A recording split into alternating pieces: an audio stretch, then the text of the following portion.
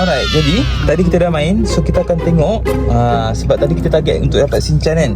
Okay, kita tengok yang tadi first. Ush, ni macam dapat je. Tapi kita tengok try buka dulu. Untuk first kita tengok dapat apa. Fui, sekejap tengok dulu. Oh, ini macam sebelum kita main. Dia boleh taruh dekat pensel. Okay, cantik. Alright, seterusnya sebab tadi kita main 2 kali untuk yang untuk Shinchan tu kan. Okay, mantap dapat squishy tu. Okay, ush, okay, aku buka dulu. Menarik What is this? Okay, uish, walau okay, kejap alamak jatuh. Kita tengok macam dapat kan. Okay, kita tengok dulu. Apa ini?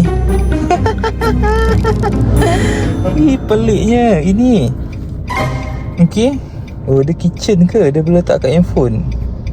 Okay, sebab dia bagi sekali. Tapi kalau pegang ni Dia macam lembut lah. Okay,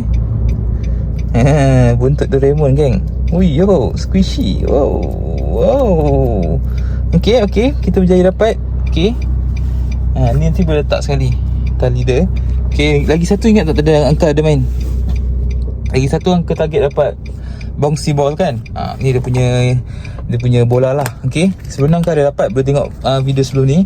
Alright, kalau nak Uncle main lagi. Tapi sebenarnya Uncle tak ingat Uncle dapat colour apa. Sebab ada banyak pilihan colour kan. Banyak yang lawa-lawa lah, corak. Okay, so Uncle corak yang macam lawa-lawa Uncle tak ada lagi. Okay, so Uncle dapat warna. Fui, sematnya. Okay, walau Alright, so ini kita punya hasil dapatan. Okay, cuba komen berbaloi ke tak berbaloi. Kita tunggu next episode.